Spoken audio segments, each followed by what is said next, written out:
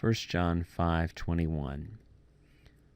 Teknia, phulaxata ha'ota, apa ton edolon.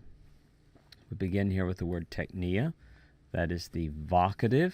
From context, it's vocative. Without context, we might think it's nominative because they're spelled the same.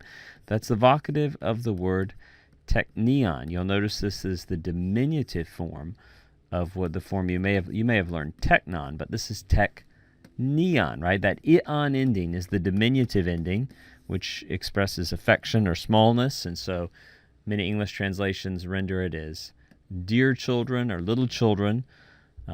Is a question as to whether it's lost most or all of its diminutive sense in the Koine period. But guard yourselves, right? That's the reflexive pronoun.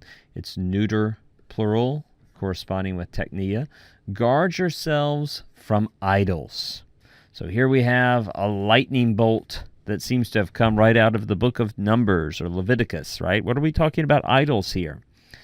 But theologically, it seems that John is saying that these idols, right, there's the genitive plural, the lexical form is eidolon, right, it's a neuter, ta eidolon, and he says here that these false conceptions about God that he's been dealing with in his letter, not believing that Jesus is the Christ, right, a wrong Christology, or believing that you can live in sin, embrace sin, and flout God's commands without conscience or repentance, without being stricken in conscience, or the idea that you can hate your brother.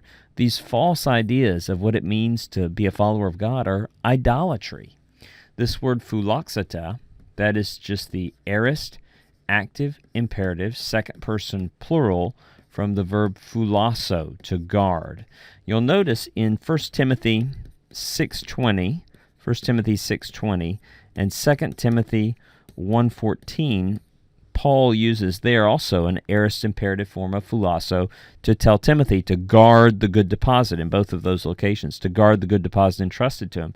It's kind of interesting that he uses an aorist, possibly to express urgency, possibly stylistically driven. One might expect a present imperative because it's clearly an ongoing life command that's in play here, but context certainly takes priority over any pattern that we note, where oftentimes the aorist is a discrete occasion, but here clearly it refers to a life pattern.